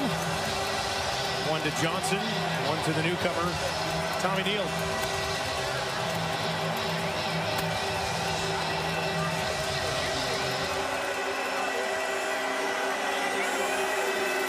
Defensive line having a hard time ruffling the feathers of Harris in this one.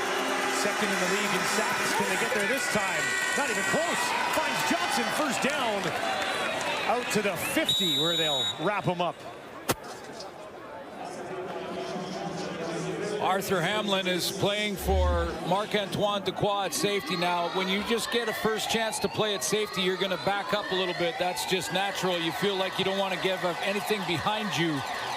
But with the blitz coming and no middle linebacker and Darnell Sankey there, to have your safety as deep as he was, that opens up that inside bender route. So Harris sees Hamlin way back. Instantly knows the bender. Yeah, and because Sankey went on the blitz. Final play, 3rd quarter. A.J. Alouette escaped one tackle. Hamlin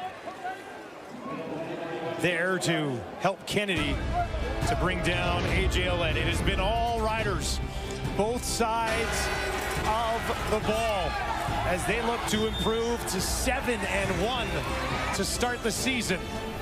In good shape right now. Dominant performance through 3 quarters in favor of the Roughriders, leading 28-6. Big numbers on the left, not big numbers on the right. And time of possession kicking in now in the 4th quarter. And again, just to reiterate that Jason Moss went in this game with 5 defensive linemen in rotation.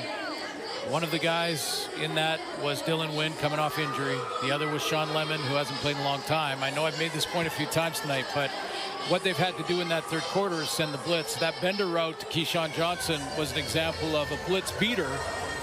And if you try to blitz a guy like Trevor Harris, he's going to make you pay.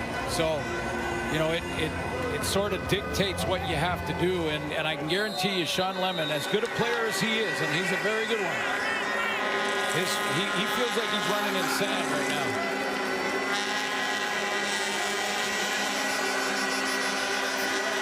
Second and 7 to start the fourth quarter for the Riders. Montreal brings 5. Harris gets it away. And that is hauled in by Robustelli. His 5th catch of the ball game. You know you're seeing it as a quarterback when every game is a different guy. You know, when you look at, you go back far enough, Sam Emilus had a big game early on. I think it was week 2. Well, he had 100 yards last week before he left, too. Exactly. Yeah. And we've seen Keyshawn Johnson step up and be the guy for Trevor. And it all depends on what the coverage he's seeing and the schemes that are coming at him defensively. But biggest game of the year was Robustelli. Yeah. 11 catches, almost 200 yards. Yeah, Calgary.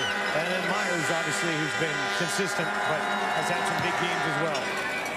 Couch kicks it away. This is going to go end over end. Taken cleanly, short return.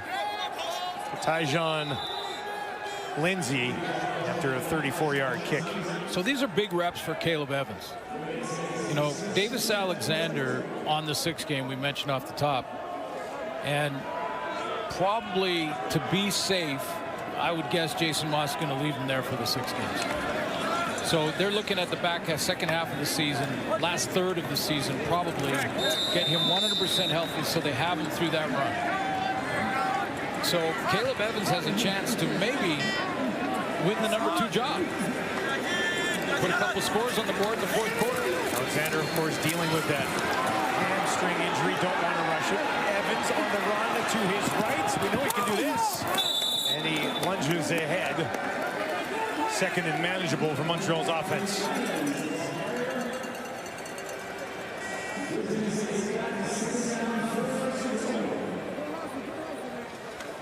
He's actually started a couple of games against Saskatchewan and won them, 23 and 24. Does he have a few tricks up his sleeve here?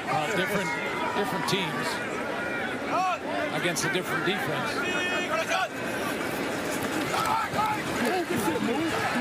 Evans over the middle, defended well by Revis. Speaker went and got it. And they are going to rule it incomplete. You know, and when I say maybe win the number 2 job, I mean, McLeod Bethel-Thompson was brought in for that purpose. If anything happens to their starter and Davis Alexander, you got a veteran behind him that can make all the throws. And I'm not suggesting that he'd automatically change that. Come on, let's hierarchy. go, big man. However, it becomes an option if Caleb Evans can put together a couple of touchdown drives. Now, it's quickly becoming garbage time in that regard, so you have to keep that in mind as well. Big kick. Zima taken just inside the 25 by McCray. It was a good burst before he's hammered out of bounds by Richards. Felt that one, didn't he? Riders rolling in Montreal. Well, it's been a good time for that group so far in this one. Riders offensively and defensively controlling this game thus far. Harris, 38 yards away from hitting 300. Back to A.J. Alouette, pushing ahead, and that is a first down carry. Takes it for almost 11. And take a look at cover teams and Tyrell Richards, who's second on his team in special teams tackles, hustling down. Now you're going to get blocked. At some point, you got a guy that's trying to block you, get in your way because the returner's coming. Keep working, hustle over there, and then get him out of bounds. First overall pick back in 2022. Absolutely. It's about just over 30 games in the CFL and as many tackles on the special teams. Got an injured Alouette on a knee. Sutton. Oh boy, they're running at DBs. This is already a game, if you're just joining us. Game time decision for Kabianento. He could not go. They had to shuffle things around. Then they lose Dequoy early in the game. Yeah, there was a lot of shuffling. I mean, Arthur Hamlin went to the nickel. Robert Kennedy went to the halfback. Deontay Ruffin went to the corner. That's how they started before they even kicked it off because Ento couldn't go. Then Antoine Dequoy went down. Hamlin takes the safety spot. And they've been rotating Canton Arcou and different players into that nickel spot. But tough win because that's a cover position. You see Scott Hutter, 43, looming in the background because he was third on that depth chart behind Dequoy. Yeah. And Hamlin to start this game, and now he finds himself in it.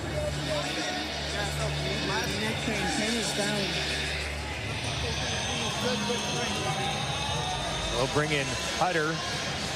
At least for 3 plays. Yeah, to play safety for now and then move Hamlin back down.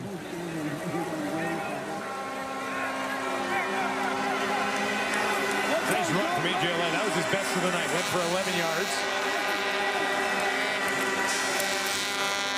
Aldo handed off again. Mario Anderson near sideline. What a burst from Anderson. And he is taken out of bounds at the 30. Had an excellent training camp. Won a job on this team. And fresh legs. This is why right here. Fresh legs. Bounce outside. Fresh legs up the field. And then bounce. These guys have all been in a game all night. He's got those legs pumping. That's not fair. That's not right. 24-year-old out of Memphis.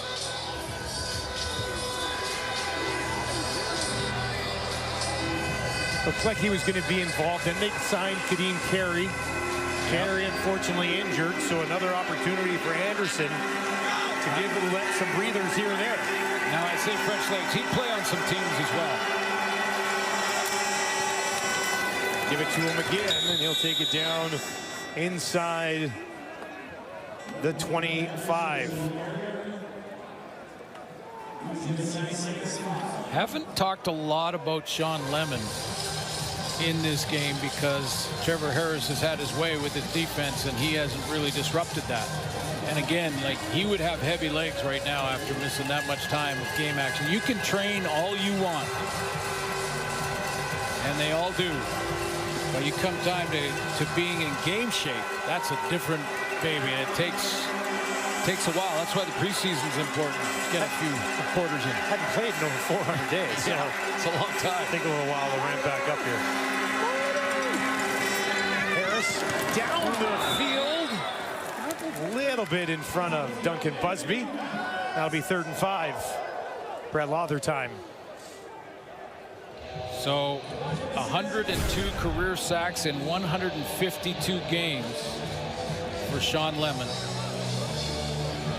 30 forced fumbles with that big right arm coming around, usually when it's quarterbacks are right-handed and he's coming around the edge and knocking it out of their hands. He's definitely going to help this team in the pass rushing department as the season goes on, but it'll take him a while to get his legs under him.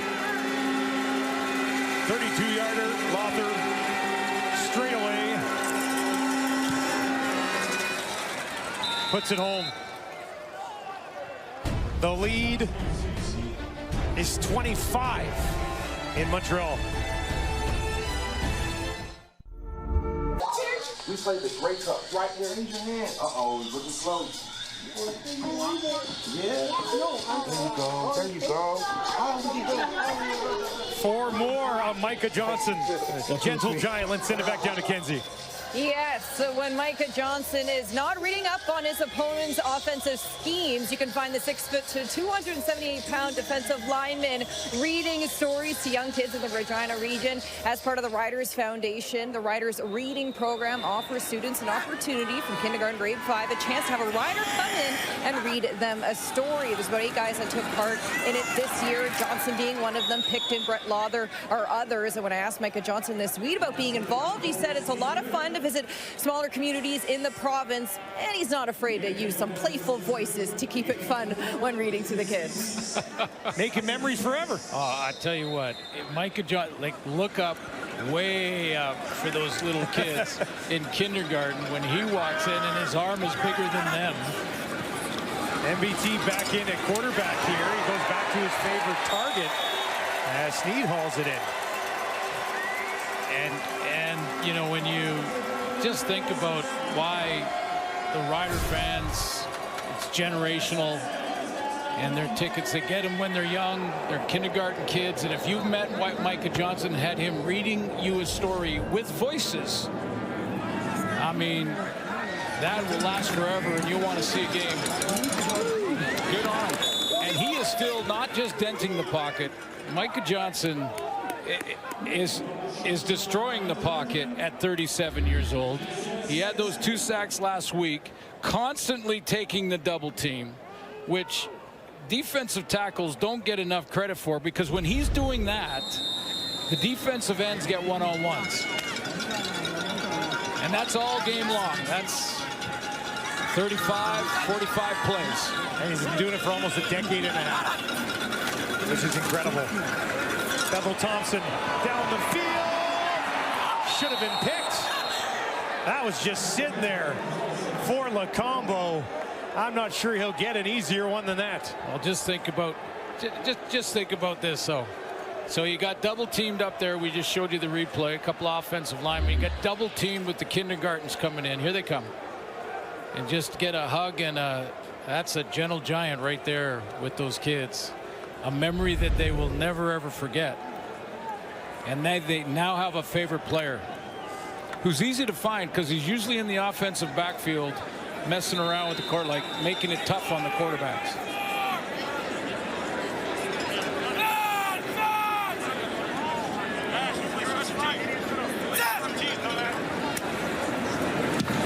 Just inside his own 50, Zima. Drops one inside the 10. The play tripped up on the return after a 43-yard kick. Here's another look at this one. Lacombo still doesn't have one this year. Wants that one back. Push-up time. You can accomplish in your sport. Get the key to the city. Have a day. Yeah.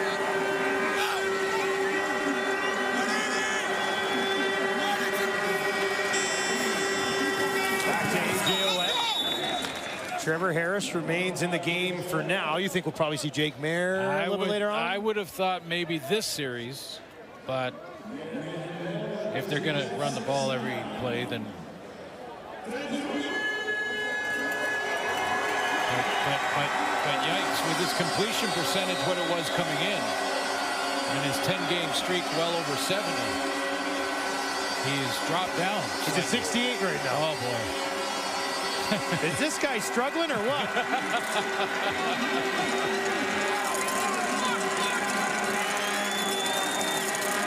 See what he does here. Harris, deep shot, incomplete. Flag on the play. Yep. Looking for Robustelli, working against Deontay Ruffin, and there was contact as he worked his way down the field. Yeah, it kind of stopped. Pass interference. Yep. Montreal number 22. Spot of the foul. Automatic first down. Yeah, that was right in front of us. Deontay Ruffin basically just cut him off, like stopped him in his stride with the ball in the air.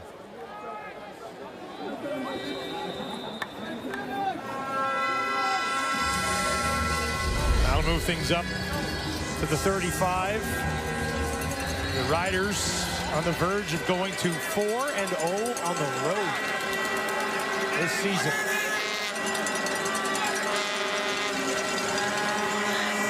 Back to Alouette again.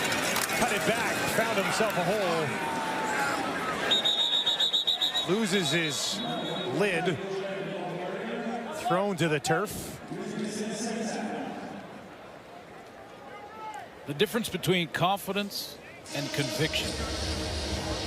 That's the message from Coach Mace. When you talk to the players, they are saying almost word for word the message from Coach Mace. And you know, I hadn't really heard it put that way before, but conviction to the process, conviction to what you're doing, the want-to factor out there, if you want to say it that way, is different than confidence. Confidence can wane. You have to sometimes fight self-doubt.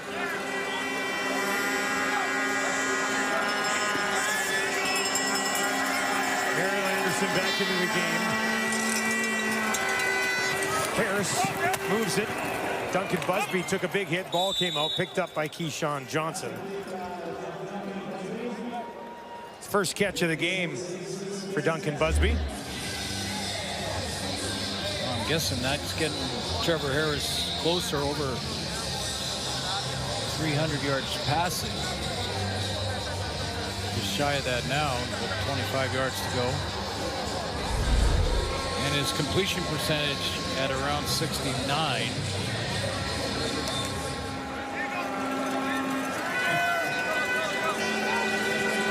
Anderson, the running back. Big bodies on the line, lots of them. They'll give it to Anderson. What a burst, finds a hole, takes it down inside the 40. And when he's got looks tonight, he's looked good. You know, the Alouettes love to have their D linemen line up like this and have a big gap that looks like it's open and an easy lane to run through, and then they close it immediately. But I think they're just so tired. They're catch and block. Stop it there, guys. Well, just to the left of your screen there was a D lineman on a roller coaster going backwards. They did not close that hole immediately that time. No, they did not. That opened up. Can't get to it. And that's one of the reasons that this is the #1 ranked defense coming into this game tonight, was that they show you so many different looks, like D linemen dropping and show blitzes and open gaps that they close immediately. And it even makes veterans confused at times. Anderson again. This time they'll stuff him after a couple of yards. Richards in the game on defense now, makes the tackle there. Another impressive game from the Riders, though. 6-1 coming in and not coming out to Montreal. And I understand, no Davis Alexander and all that, but to come out here and win in this fashion probably sends some shivers through other teams with Grey Cup aspirations across the league. Probably changes the Grey Cup odds next week, I would think, as well. Coming in over at FanDuel, the Alouettes are the Grey Cup favorite. Riders second on that list.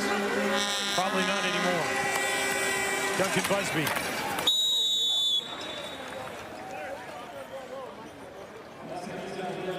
Short 70%. Pickup. Gets Harris to 70. Last we see of him? I would think so. Probably.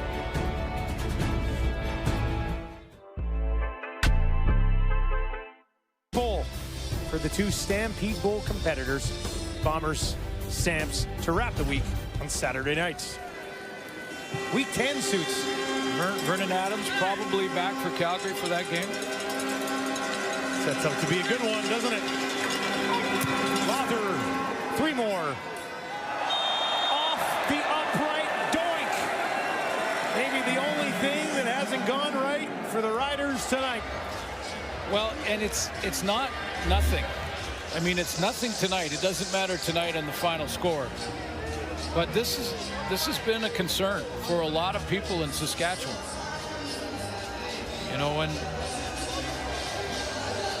they're wondering about just the demons that he might be fighting mentally, because even though he hit a 51-yarder versus Edmonton last week, he missed a 47-yarder. Coming in, he was at under 70%. Tice, wide open, heavy collision, has the first down for Montreal. But his quarterback is putting points on the board, and if you're up 31-6, takes a little pressure off the kicker. And Trevor Harris is getting her done. I mean, and I thought Dave Naylor made a good point in the break when we were waiting through the lightning delay that, you know, when you see a high completion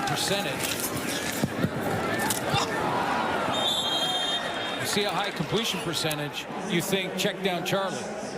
But that's not what Trevor Harris is, and that's not what he's been this year. In fact, the Saskatchewan Roughriders coming into this game tonight led the league in explosives in the 30-plus throw and catch category. So they are pushing the ball. We've seen it a couple of times tonight. Touchdown throws, deep throws, double moves. 70.3% tonight.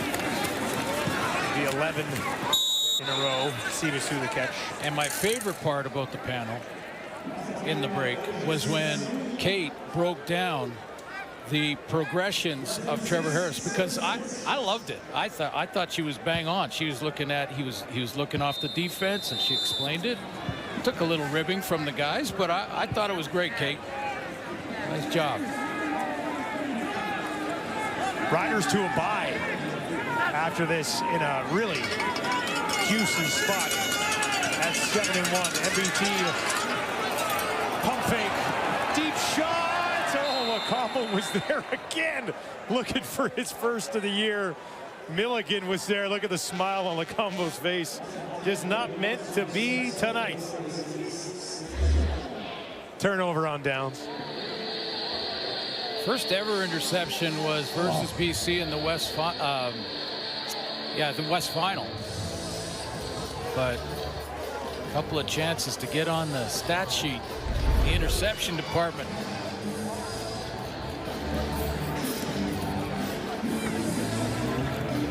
Not a single target for Rambo tonight. Yeah. And just one for, well, two for Hollins. That were both led to pass interference. Yeah. That's it for Trevor Harris. And so it will be 11 straight games with 70% or more, extending his CFL record.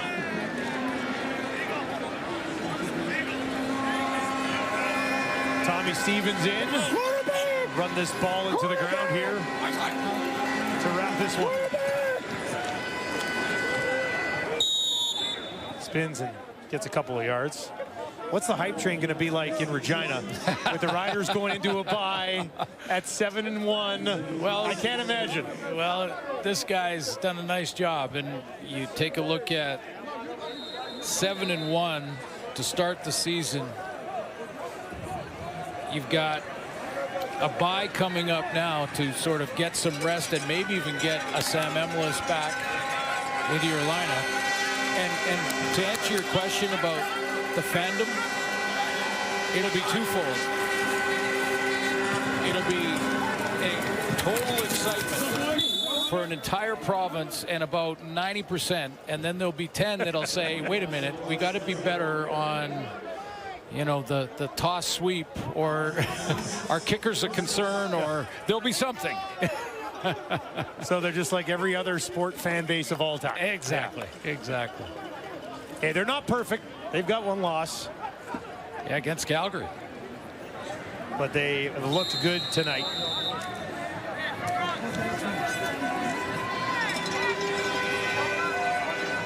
Here's Lothar right back out there again. He can get back to one that he just missed. Now, these are important kicks for him. And for that fan base you've been talking about. 48-yarder, that'll be a silencer. There you go. For Saskatchewan fans. Hey, Lothar puts it home from 48. Long on the year is 51.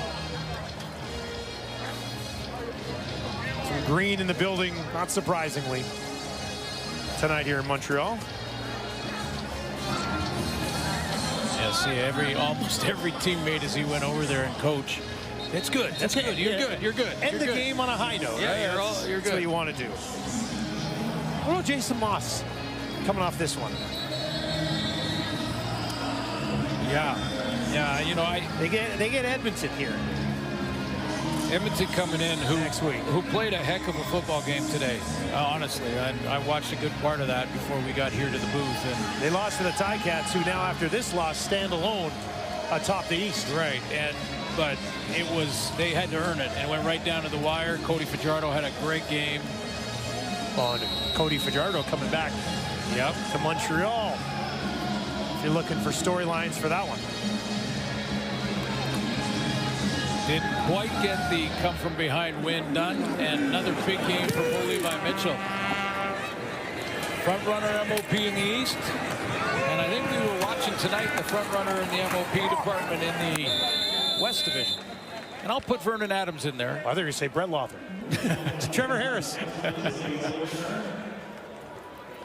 I mean, VA definitely making. I mean, Harris's numbers have been better than Vernon Adams so far, though. Yeah, no, I mean, to me, it's right now it's front Trevor and Bo, but Vernon's in the conversation. You know, that's great for quarterbacks who might just be trying to break in the league at 29, 30. When you see Harris and Bo Levi battling for a MOP at this stage of their career. And Bo Levi passing Doug Flutie and getting in the top 10. And nice to see Doug's message to Bo and the mutual respect between those two guys in the post-game interview with Bo.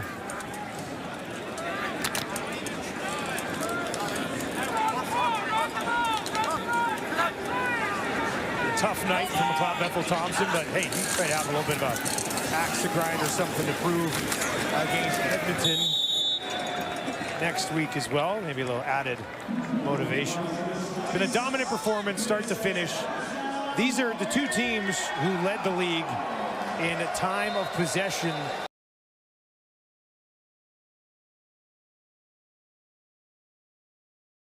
They were the #1 team anyway, but they just blew it open with an extra 5 minutes. That's a lot. I mean, at one point, I think at halftime, it was 2-1. I mean,